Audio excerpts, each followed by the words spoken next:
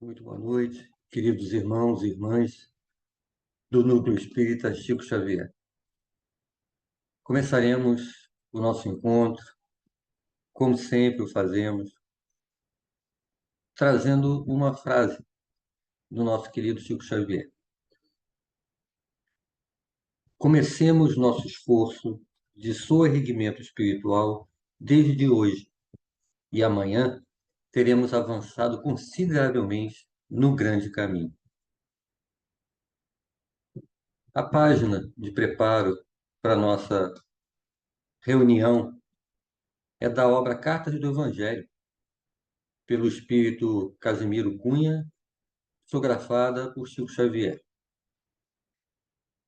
O nome dessa lição é A Escola de Jesus Convida. Se desejas luz e paz, eu, meu amigo, que insisto na tua vinda hoje mesmo à escola de Jesus Cristo. Ruge ainda a tempestade, não te perturbes, não temas. O Evangelho é o templo vivo que nos resolve os problemas. Perdeste tudo em derrotas, da ambição arrasadora? Vem renovar teus caminhos, partindo da manjedoura. Tem aflições, amargura, tristezas, enfermidade? Vem ouvir os pareceres do médico da verdade. O sofrimento, o cansaço parecem longos, sem fim. Escuta o convite eterno, repetindo: vinde a mim. Tem sedes de compreensão carinhosa e compassiva? Recorda que há 2000 anos corre a fonte da água viva. Queres a vida risonha, no mar de alegrias e flores? Procura a simplicidade dos filhos dos pescadores. Sentes dúvidas, anseias quanto à luz dos fins supremos? Volve ao Messias, embora no impulso de Nicodemos. Caíste. Esquece a mentira com que ainda te aconselhas. Coloca os pés no outro rumo. Busca a porta das ovelhas. Se te envolve a sombra extensa de lágrima tormentosa, lembra os bens que florescem sobre a via dolorosa. Se padeces a tortura do espírito solitário, consola-te a glória eterna que resplandeu do Calvário. A luta tem sido um fardo para a tua alma oprimida. Atende a Cristo e acharás caminho, verdade e vida. Venha à escola do Evangelho, da caridade e da luz. O livro é o teu coração, o Mestre, o amado Jesus. Apenas recomendamos que antes de entrar, meu irmão, deixes lá fora as sandálias com que adoraste a ilusão. Então, meus queridos, após essas palavras iniciais, preparando-nos para a reflexão necessária, rogamos, como sempre, o auxílio da espiritualidade amiga, que nos sustentem na nossa atenção, na nossa clareza de pensamentos, para aproveitarmos da melhor forma possível os ensinamentos que eles nos trarão nessa noite. Que assim seja, graças a Deus. Bem, hoje não trataremos aqui de nenhum ponto específico do Livro dos Espíritos ou mesmo do Evangelho segundo o Espiritismo, como fazemos de costume nos nossos encontros. A proposta, no entanto, é, como não poderia deixar de ser, de trazer aspectos da doutrina espírita. Alguns princípios básicos do Espiritismo precisarão ser considerados naquilo que vamos compartilhar aqui. A imortalidade da alma, as reencarnações sucessivas e o processo da nossa evolução espiritual. Sobre o processo evolutivo ao longo das reencarnações, gostaria de trazer do livro Obras Póstumas, uma parte intitulada Profissão de Fé Espírita Raciocinada, que traz um resumo dos princípios doutrinários, os itens 23 e 24, que nos falam assim: não podendo o espírito, numa só existência, adquirir todas as qualidades morais e intelectuais que hão de conduzi-lo à meta, ele chega a essa aquisição por meio de uma série de existências, em cada uma das quais dá alguns passos para frente na senda do progresso e se escoima de algumas de suas imperfeições. Para cada nova existência, o espírito traz o que ganhou em inteligência e em moralidade nas suas existências pretéritas, assim como os germes das imperfeições que ainda não expungiu. Para nos auxiliar ainda mais na percepção da importância da nossa evolução dentro das reencarnações, Livro dos Espíritos, a questão 216, Kardec pergunta: em suas novas existências, conservará o espírito traços do caráter moral de suas existências anteriores? A resposta foi: isso pode dar-se, mas melhorando-se, ele muda. Isso pode dar-se. Parece que coloca uma dúvida sobre a possibilidade do espírito apresentar aqui, né, aspectos do caráter moral que ele já tem adquirido. A questão aqui não é de dúvida se isso é possível. É que, olhando o conjunto desses caracteres morais, alguns a gente pode apresentar aqui enquanto caminha e outros não. Vai depender muito das experiências vivenciadas aqui, a cada encarnação. É como se eu precisasse perceber como é que eu reajo em determinadas situações. Isso aponta essas características do meu caráter moral. Pode ser que algumas delas não acessem esses registros específicos. E aí não vai aparecer como é que eu reajo em determinada situação. Sobre a segunda parte da resposta, mas melhorando se ele muda, é muito relevante. Porque os nossos irmãos da espiritualidade estão falando que ele traz algumas características. Mas aqui mesmo, naquela caminhada, daquela encarnação, se ele se melhorar dentro do que ele está aprendendo aqui, esses caracteres morais vão mudar. Então, sinaliza que, dentro desse processo evolutivo, moral e também o intelectual, o espírito pode já apresentar aqui nessa encarnação resultados dessa melhoria que ele vai conquistando. E nós estamos falando muito aqui de educação moral, de evoluir moralmente. Mas o que seria exatamente moral? Doutrinariamente falando. Em O Livro dos Espíritos, Kardec, na questão 629, faz exatamente essa pergunta. Que definição pode se dar de moral? Moral é a regra do bem proceder. Isto é, distinguir o bem do mal. E funda-se na observância da lei de Deus. O homem procede bem quando faz tudo pelo bem de todos, porque então cumpre a lei de Deus. Então, a base desse aspecto da moralidade está na observância da lei de Deus.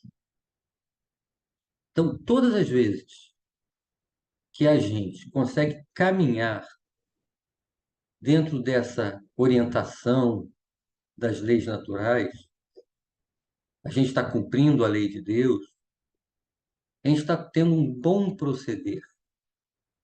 Estamos fazendo aquilo que é o correto a fazer. E dando passos por aí, é que a gente vai aos poucos ajustando esse caminhar dentro dessa lei de Deus. E nisso consiste o processo da nossa evolução moral. Mesmo assim, para nós, muitas vezes, isso pode parecer genérico demais, a lei de Deus. Mesmo quando a gente estuda no capítulo do Livro dos Espíritos sobre as leis morais, as leis naturais. Seria muito bom se a gente tivesse uma coisa mais exemplificada,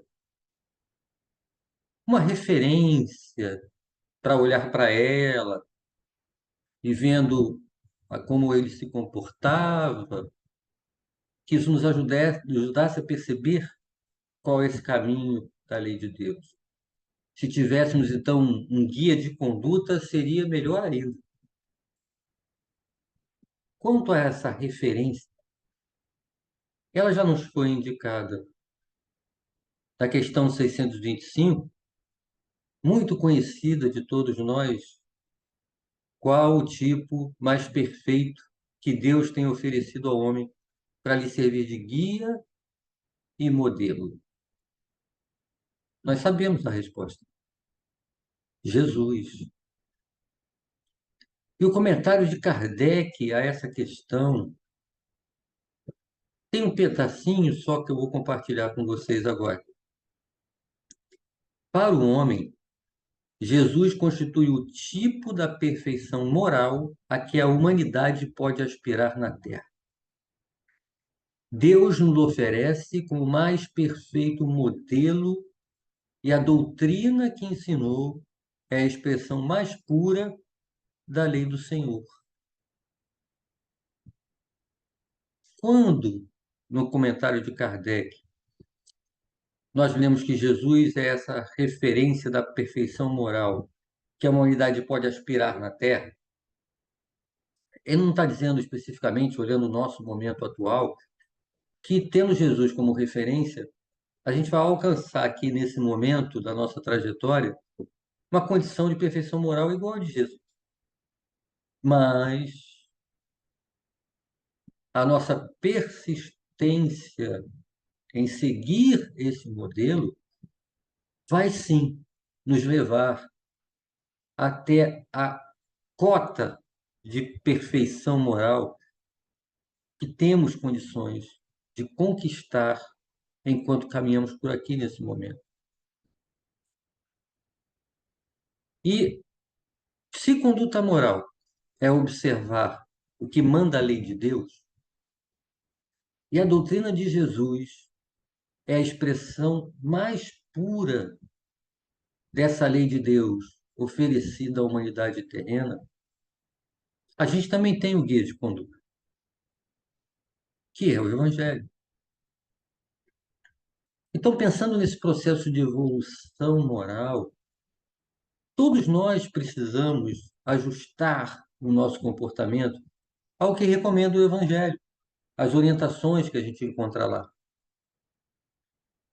Uma pergunta aqui. Não é novidade para a gente saber dessa necessidade de adequação ao que nos fala o Evangelho. Mas esse fato de quando a gente toma consciência disso, mesmo quando a gente resolve seguir fielmente esses passos, nesse momento, isso significa que automaticamente, a partir desse momento, né, dessa conscientização, dessa necessidade, a gente se ajusta. Caiu a ficha, eu sei o que eu tenho que fazer. A partir desse momento, a gente automaticamente já começa a se comportar conforme recomenda o Evangelho? Não, né? Paulo mesmo falava, por que que o bem que eu quero fazer eu não consigo e aquilo que eu não quero fazer, às vezes ele ainda fazia? É porque isso é gradativo, né? É um processo com várias etapas, através das reencarnações. Claro que na erreticidade também nós temos atividades e damos passos na direção de nos evangelizar. E esse processo não começou agora. Há uma passagem belíssima na biografia de Eurípides Barçanufo, quando da fundação do Colégio Allan Kardec, substituindo o Liceu Sacramentano. Ele estava naquele momento de dúvida do que fazer, os pais tinham tirado as crianças do colégio, do liceu, e aí ele recebe uma mensagem que é assinada por Maria, serva do Senhor, na qual ela recomenda, além da troca do nome, que Eurípides ensine o evangelho de meu filho às quartas-feiras, para que ele incluísse na formação, no estudo das crianças e dos jovens o evangelho. Considerando quem deu a recomendação, não pode deixar dúvida para nós o quanto isso é importante na nossa educação. A necessidade da evangelização. Acho que a gente já sacou isso. Mas o que é mesmo evangelizar? Quem pode fazer isso? Quem tem condições de fazer isso? A quem devemos evangelizar? Como evangelizar? Tantas perguntas. A grande parte das casas espíritas, inclusive o núcleo, tem em sua organização o Departamento da Infância e Juventude, que é responsável pela condução, junto com a diretoria, das atividades de evangelização nos diversos ciclos organizados em faixas etárias. Essas perguntas que eu citei acima vão e voltam nas ações de planejamento a cada início de ano e aparecem nas avaliações do final, sob diversas formas. Por que isso? Porque há necessidade de buscar evoluir sempre. Então, essas perguntas que intimamente são feitas por quem está envolvido e com a responsabilidade de condução dessas atividades, os voluntários que se encontram em ação nesses espaços e tempos específicos, todos eles precisam, sim, se envolver nesse questionamento. Mas, em verdade, existem conceitos inquestionáveis da doutrina, muito claros, que nos norteiam, tanto no planejamento quanto na avaliação. Tentando ser um pouco mais objetivo, tentando trazer um conceito de uma forma mais sintetizada, a gente pode dizer que evangelizar é educar moralmente, tendo como base os ensinamentos do Cristo. Mas o que é educar? Falando de uma maneira bem abrangente, é ajudar, dar a nossa contribuição para que o outro evolua. Mas como educar? Para responder, eu peço ajuda do Dr. Bezerra de Menezes, nas bases de todo programa educativo. O amor é a pedra angular. Então, essa evangelização é um processo educativo. Aquilo que deve nos sustentar na nossa proposta de evangelização é o amor. Não podemos nos afastar dele em momento algum.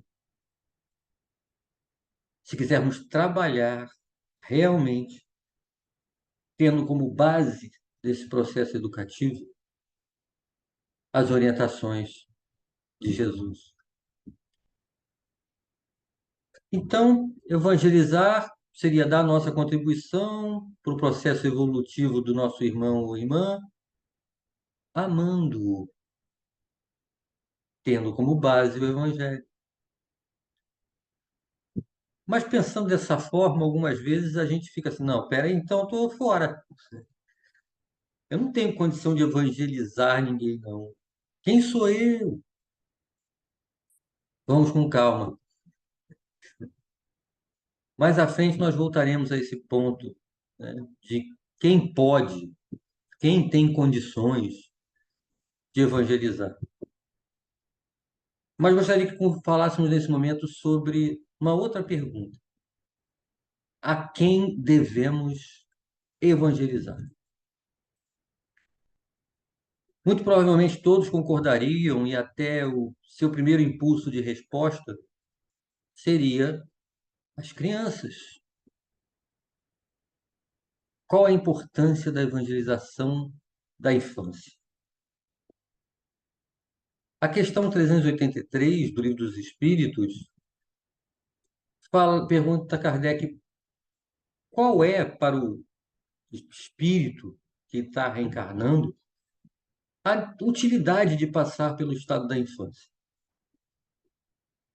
Na resposta, encontramos o seguinte: encarnando com o objetivo de se aperfeiçoar, o espírito, durante esse período, é mais acessível às impressões que recebe, capazes de lhe auxiliar o adiantamento, para o que devem contribuir os incumbidos de educá-lo.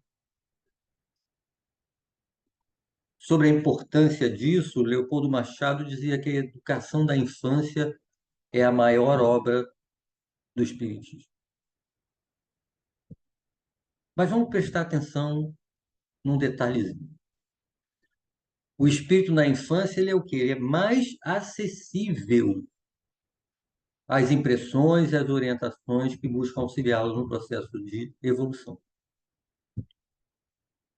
Para quem tem filho ou já teve a responsabilidade, dentro da família ou não, de educar alguém que estava no período da infância.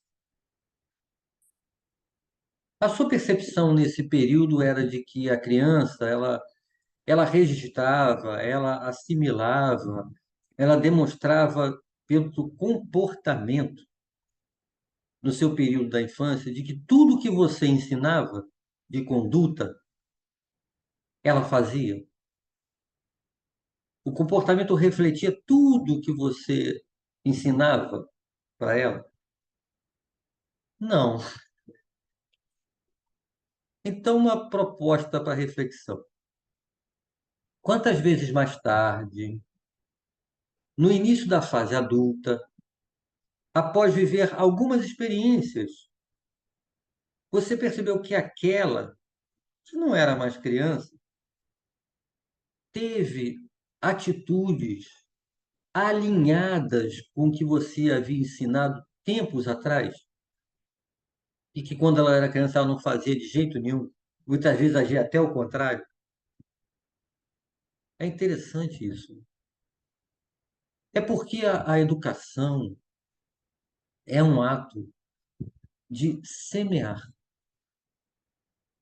Se evangelizar é educar, a evangelização também é um processo de semear, é uma semeadura.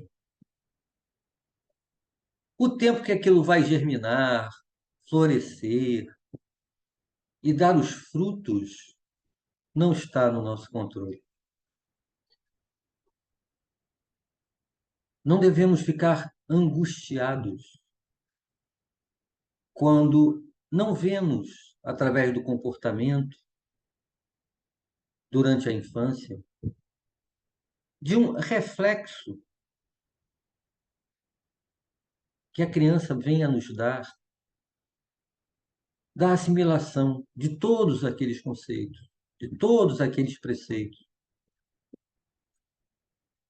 Em algum momento mais adiante, caso ele precise acessar aquilo de uma forma mais efetiva, aquilo vai estar lá. E nós precisamos lembrar de uma passagem do Cristo entre nós, quando os discípulos lhe perguntam quem é o maior no reino dos céus, e Jesus pede que um menino se aproxime e nos fala que aquele que se assemelhar àquela criança é quem entrará no reino dos céus. Essa parte todo mundo lembra, mas tem uma continuidade na fala de Jesus,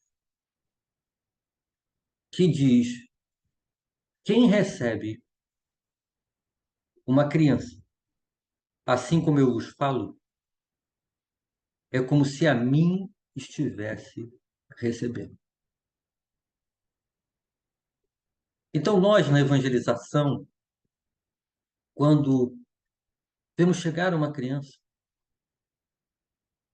que possamos ajustar o nosso olhar intimamente para que vejamos que, ao receber aquela criança ali, é como se estivesse recebendo, junto a nós, o nosso amado Mestre. E como nunca é cedo demais para plantar a semente do Evangelho, nós já tivemos vários questionamentos relativos à validade da evangelização de bebês, mesmo dentro de companheiros de ideal espírita. Nós estamos falando de uma faixa etária de 0 a 2 anos. E essa argumentação de questionamento passava desde aspectos relativos à incapacidade cognitiva do evangelizando, até da possibilidade do evangelizador não ter condições de preparar aulas adequadas para tratar os temas doutrinários para os bebês. Vou fazer uma pergunta agora que pode parecer até esquisita. O que é um bebê?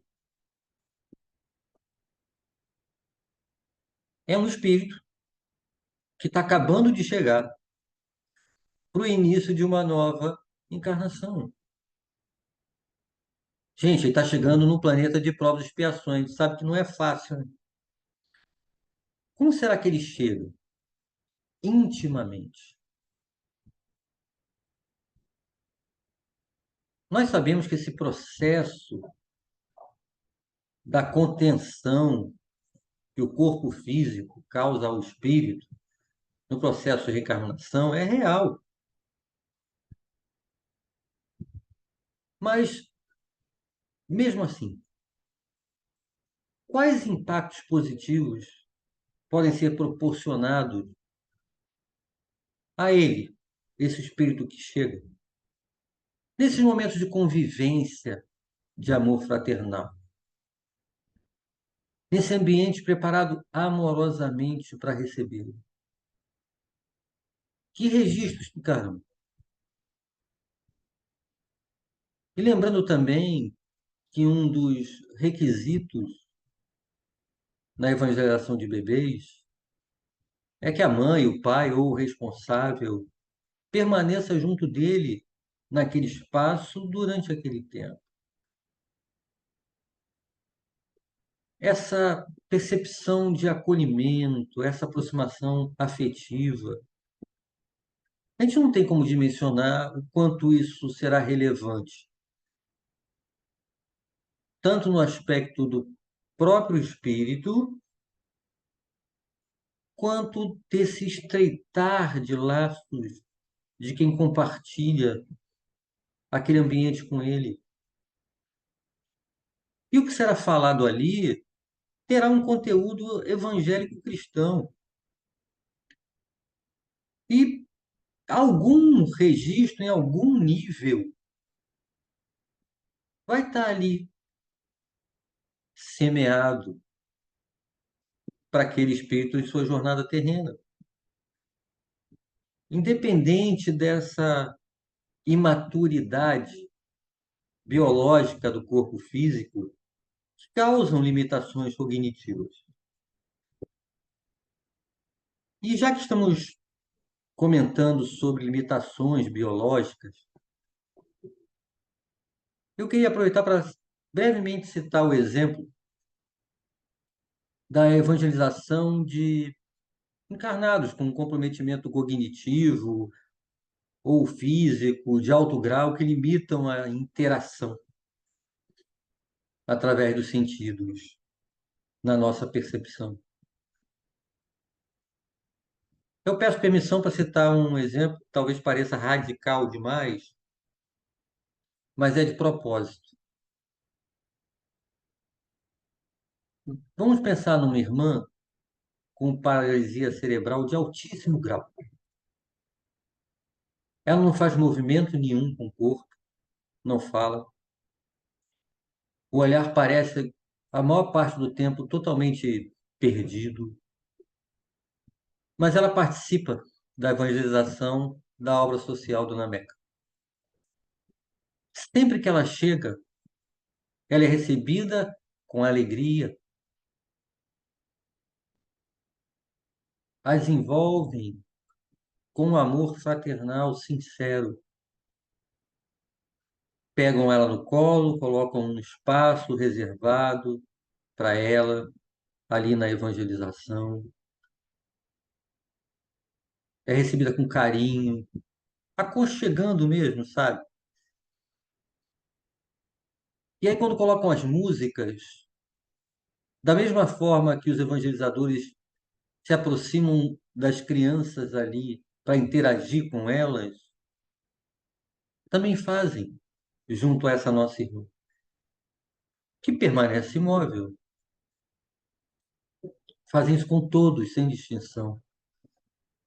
E na hora de ir embora, se despedem, expressando para ela a esperança fraterna que o próximo encontro chegue logo. Para um olhar externo, desavisado, para aquela irmãzinha, nada aconteceu ali. Algumas vezes, naqueles encontros, quem a estava evangelizando na hora percebeu que aquele olhar não estava tão perdido assim. Um olhar diferente, de maior presença, um certo brilho até. E aí o que que acontece? O evangelizador se emociona, porque ele percebeu ali na hora algum resultado do seu aconchego. Mas mesmo quando ele não percebe uma resposta, o trabalho da evangelização está sendo feito. Em algumas ocasiões, reuniões mediúnicas, espíritos encarnados nessas condições e que participam de espaços de evangelização, eles se comunicam nos momentos de desprendimento durante o sono do corpo físico para relatar o efeito positivo do fortalecimento que lhes dá na continuidade da caminhada. Aqueles momentos, através do amor que os envolve lá e também dos esclarecimentos que recebem. Alguns chegam até cantando as musiquinhas da evangelização. A gente pode não perceber, mas o trabalho está sendo feito. E a mocidade espírita, hein? A evangelização do jovem, adolescentes. Que importância pode ter para um espírito encarnado nessa fase, nesse momento? Ele já não é mais criança, já não é mais tão flexível. Adolescência, gente. Que fase mais complicada. Inúmeras transformações, necessidades de afirmação pessoal, de aceitação no grupo, inúmeras escolhas de impacto relevante pessoal nos relacionamentos, escolha profissional, tem que conviver com aquele, tu não é mais criança, mas ainda não é adulto.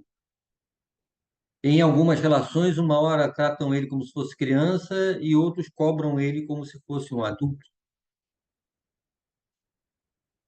Vamos lembrar da nossa própria adolescência. Quantas experiências marcantes passamos e a diversidade de estímulos, ora puxando para um lado, ora puxando para o lado oposto. Não seria bom para esses jovens ter um lugar que eles pudessem expressar suas dúvidas, trocar ideias sobre aquilo que vivenciam, o olhar pelo mundo que os cerca, recebendo um apoio, com uma orientação, uma base moral do Cristo, esclarecimentos sobre o olhar da doutrina espírita, de como ela enxerga essas coisas. É claro que o espaço familiar é o mais importante nesse processo de apoio ao jovem, mas isso não diminui em nada a relevância de ter um espaço complementar dentro da evangelização da mocidade.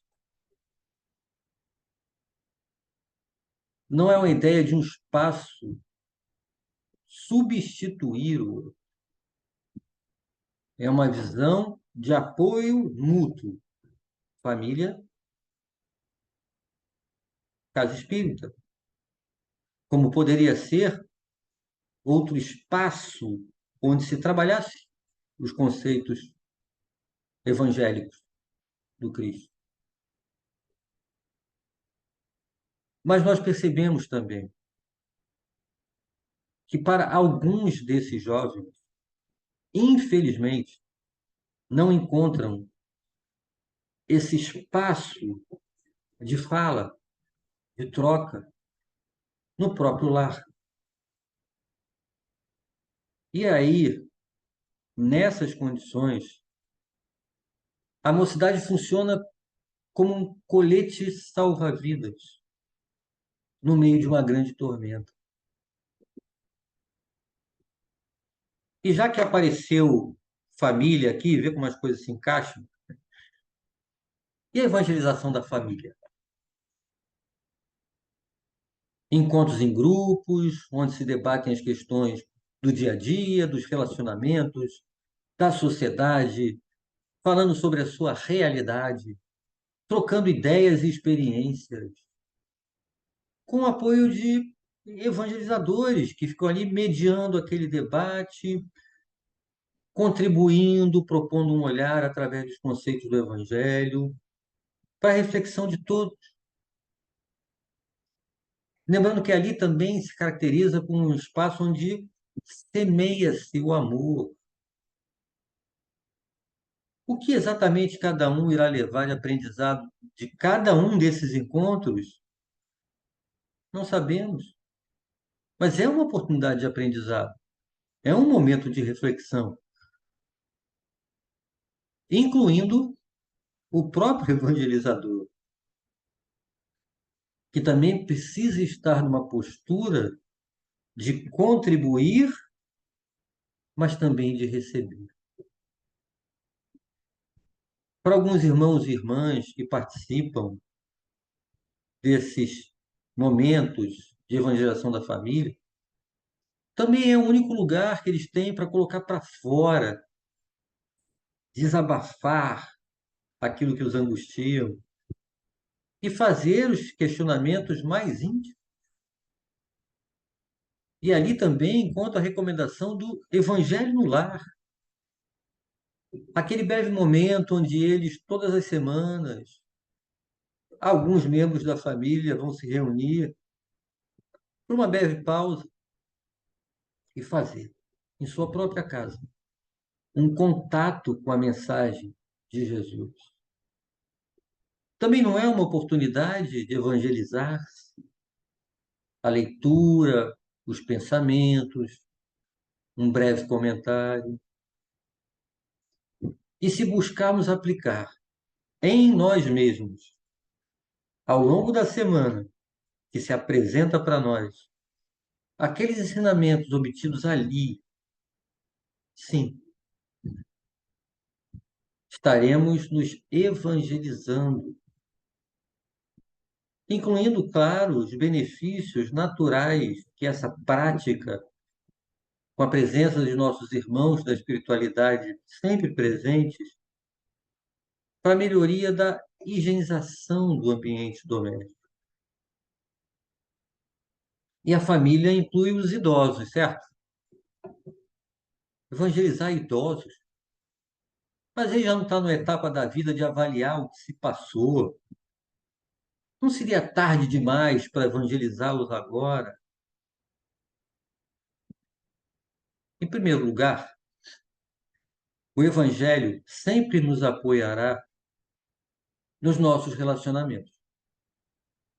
E o idoso continua se relacionando com a família, com os amigos e com as demais pessoas que ele tem contato enquanto caminha por aqui. Quando a gente desencarna, a gente leva o que daqui? Nós não levamos o que temos, levamos o que somos, tudo o que aprendemos. Nada se perde para o espírito. Então não é lógico que nós devemos aproveitar todo o tempo que nos é permitido ficar por aqui para aprender sempre mais. O Evangelho tem um potencial transformador que a gente não consegue mensurar. E quem sabe não será uma dessas últimas lições que aprendermos antes de retornarmos ao mundo espiritual que vai fazer toda a diferença. Imagina um irmão que vinha caminhando por aqui já há bom tempo, angustiado, sem conseguir perdoar uma determinada ofensa grave, que a mágoa o oprimia, pesava. E foi justamente uma lição perto do momento dele partir que fez com que ele conseguisse perdoar. Isso fará sair daqui mais leve, irá o auxiliar no processo de transição do desencarne. Então, nós falamos aqui desde a evangelização do bebê até a evangelização do idoso, passando pelo esse período. Mas isso é um olhar restrito, porque nós estamos nos restringindo ao período de uma encarnação. Mas qual é a nossa vida? Espíritos imortais que somos. É o todo, né? Em algum momento eu vou estar encarnado, outros desencarnado, mas a minha vida é esse todo. E além disso, nós sabemos que a interação do mundo material com o mundo espiritual, ela é incessante, ela não para. Então, existem desencarnados próximos a nós, interagindo conosco que estamos encarnados. E aí, olhando as atividades da casa espírita de uma maneira ampla, Pegando como exemplo uma própria reunião pública, aquela audiência ali é só de encarnados? Não, sabemos que não. Então há dentro da casa espírita, nos cursos, na diversidade das atividades, encarnados e desencarnados participando. Algumas vezes compartilhando o próprio espaço físico que percebemos, outras vezes atuando na expansão desses espaços físicos dentro da casa espírita, que a nossa visão como encarnado não é capaz de perceber. E aí eu pergunto, será que a evangelização está fora disso? Alguém colocou uma plaquinha na porta das salas de evangelização? Não é permitida a entrada de desencarnados aqui? Não. Há a evangelização de desencarnados na casa espírita. Nós temos evangelização no núcleo sábados à tarde. Um certo sábado eu estava na casa espírita de manhã, em reuniões de trabalho, até aqui no salão, né? Naquele salão que a gente fica lá, onde acontece a reunião pública. E aí eu tinha que ir no segundo andar pegar um documento, numa sala que fica lá em cima. E aí eu fui para lá, subi a escada, só que quando eu cheguei ali no corredor, eu percebi intimamente, de forma muito clara, uma movimentação. Algo me chamou a atenção íntima para a última sala do corredor. E eu fui até lá, é claro. E à medida que eu me aproximava, essa intensidade crescia da percepção do movimento. A porta da sala estava aberta.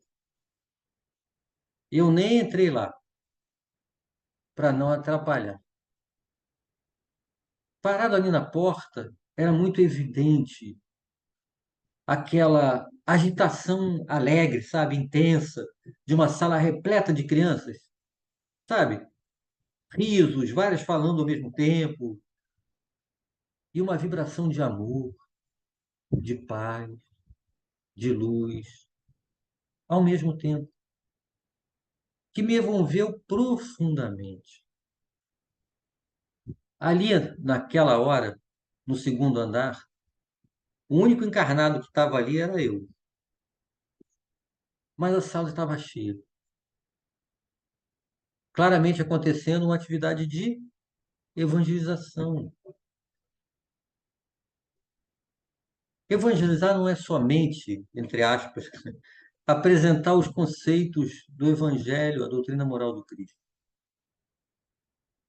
Trata-se também de gerar essa oportunidade de convívio do amor fraternal, do contato com o ambiente acolhedor, de atenção, de cuidar.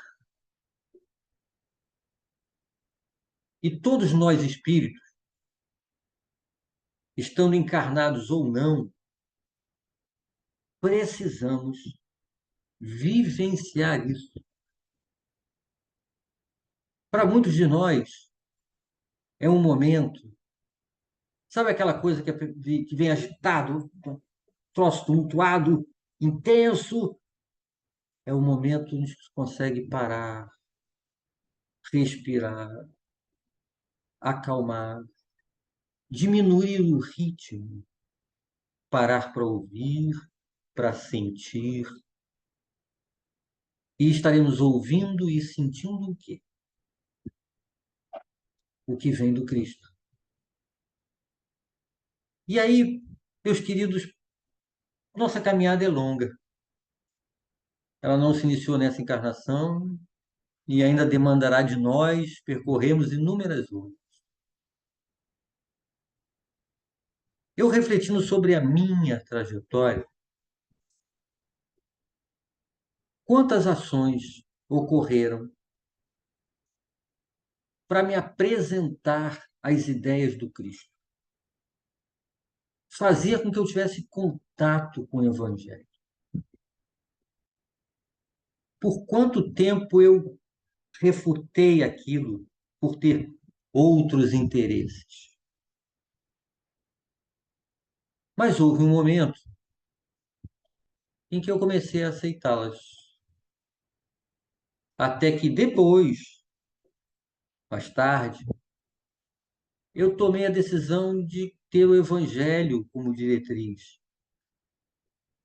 Para dar esses primeiros passos, ainda muito tímidos, vacilantes, na proposta de seguir o Mestre Jesus. E aí eu penso,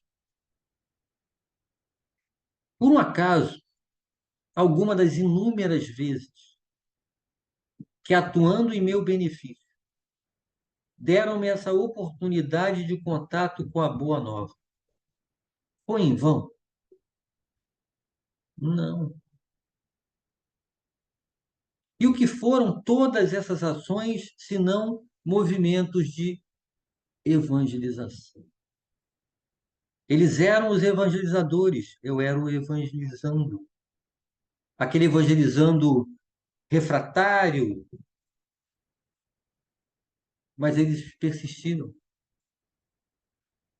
Por mais que eu me recusasse a ouvir naquele momento, a semente foi plantada. E sem essa dedicação amorosa de inúmeros irmãos e irmãs contribuindo para o meu processo de evangelização, quem sabe por onde eu ainda estaria vagando atualmente. A minha gratidão por cada um deles é imensa. Na verdade, eu não sei nem como agradecer. Só procuro agora tentar andar de uma forma que talvez levem a eles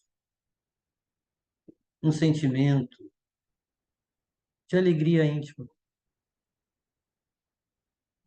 Da mesma forma que o evangelizador aqui da Casa Espírita se sente gratificado quando vê uma criança com as suas palavras, usando o seu vocabulário, expressa o entendimento da mensagem que o evangelizador tentou lhe passar naquela tarefa que ele executou. E aí, buscando assim agora, tendo essa visão realmente mais ampla do que é evangelização,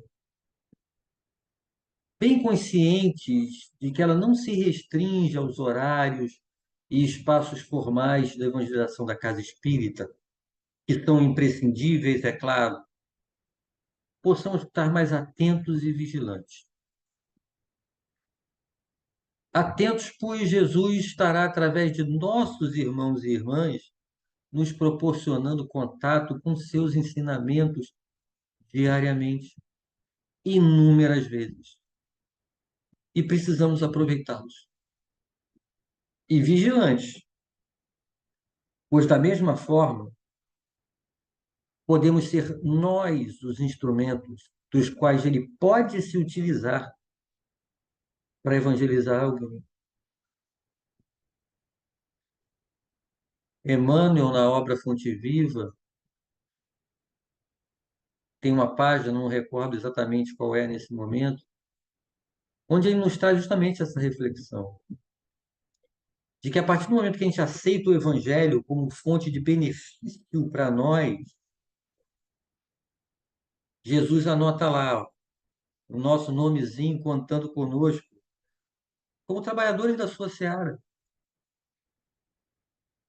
Então, voltemos àquela pergunta que surgiu lá atrás: quem pode evangelizar? Olhando para além do evangelizador da casa espírita, todos nós podemos evangelizar.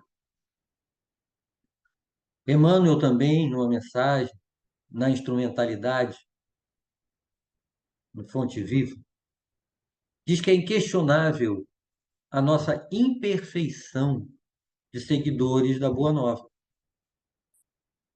mas que por isso mesmo somos considerados aprendizes. Nós estamos aprendizes do Evangelho. Mas qual é a melhor forma de aprender nesse caso que não seja praticando? Vamos colocar o Evangelho em prática. Não apenas obtendo benefícios para nós a partir daquele guia de conduta moral, mas procurando também, dentro do que nos é possível, contribuir na evangelização de nossos irmãos e irmãs. A proposta do Cristo é da evangelização da humanidade terrena como um todo. Façamos a nossa parte. E recordemos, para finalizar, duas pequenas frases atribuídas a Francisco de Assis. Tome cuidado da sua vida. Talvez ela seja o único evangelho que as pessoas leiam. Pregue o evangelho o tempo todo. Se necessário, use palavras. Então, meus queridos, que através da nossa conduta, venhamos a dar nossa contribuição na evangelização dos espíritos, incluindo dentre eles a nós mesmos. Agradeço pela oportunidade que tivemos de estarmos juntos nesse momento, rogando ao Pai que nos fortaleça nesse grande processo de evolução moral que está em curso. Muita paz a todos.